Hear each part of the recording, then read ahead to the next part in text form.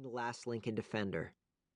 Cal Morris was running a step behind over on his right, and his left midi, Matt Purcell, was farther behind than that to Jake's left. He knew that because Matt was the one who'd been acting gassed the whole second half. Jake knew all that the way he knew what was going to happen at the end of this play. What was going to happen was that he was going to put the ball behind the Lincoln goalie. Control things right until the ball was behind that hot dog. Finally, this was the way it was supposed to be. The way things were supposed to work out for him in the last minute of a game. Jake saw it all. Their center mid laying back, the outside guys inching up anyway, as if Jake were going to pass it to Cal or Matt just by force of habit. Give it up for the team one more time.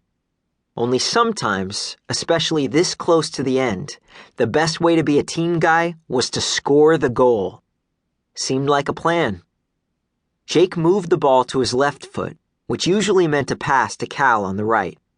The Lincoln kid, a tall redhead, face full of freckles, forgot about making the sliding tackle move he'd been making on Jake the whole game, and flashed to his left, thinking he could pick the pass off himself. Only Jake kept the ball on his left foot, moved into that extra gear he had, that he'd always had, and went flying past the redhead.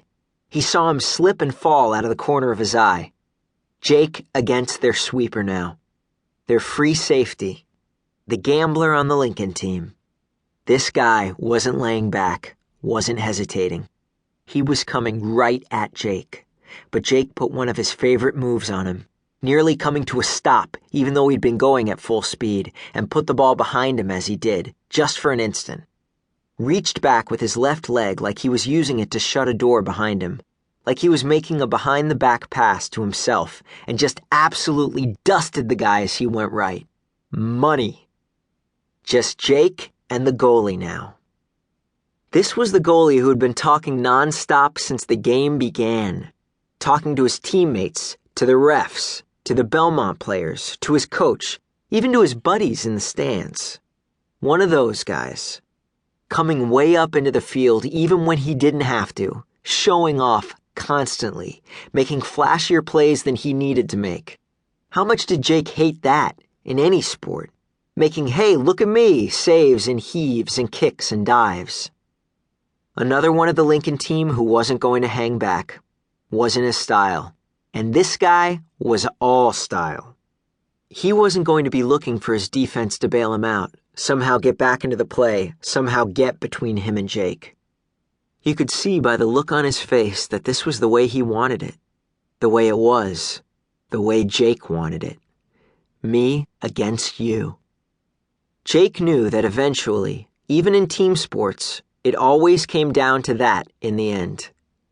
He had always been a team man in soccer from the beginning, but in sports you always looked for the moment when it was man on man, one on one, my best against yours. From the time Jake first started watching sports on television, he'd heard football announcers talking about how quarterbacks didn't really make it in the NFL until the game slowed down for them, until they could sit back there in the pocket and feel as if the play developing in front of them was in slow motion. Jake felt that way now, even though he was flying, even though he'd made guys on the other team go flying past him.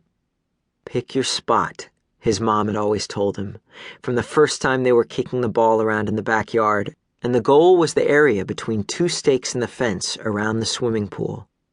Pick your spot unless the goalie commits first. Most of all, don't rush. Jake wasn't rushing. Had to be around 10 seconds left now. Still time for him to beat this guy once and for all. End the day right against this goalie, with his shirt that had more colors than Baskin-Robbins had flavors, with his bright red gloves, and even his baseball cap turned around in a hot dog way. The goalie clapped those red gloves now, eyeballing Jake the whole time, as if to say, bring it. In the words of Quinn Odell, who had a language all his own, the goalie was thugging on Jake to the end. Jake didn't care. Upper right corner. That's where he was going with the shot. But the goalie, no dope, was thinking right along with him, leaning that way.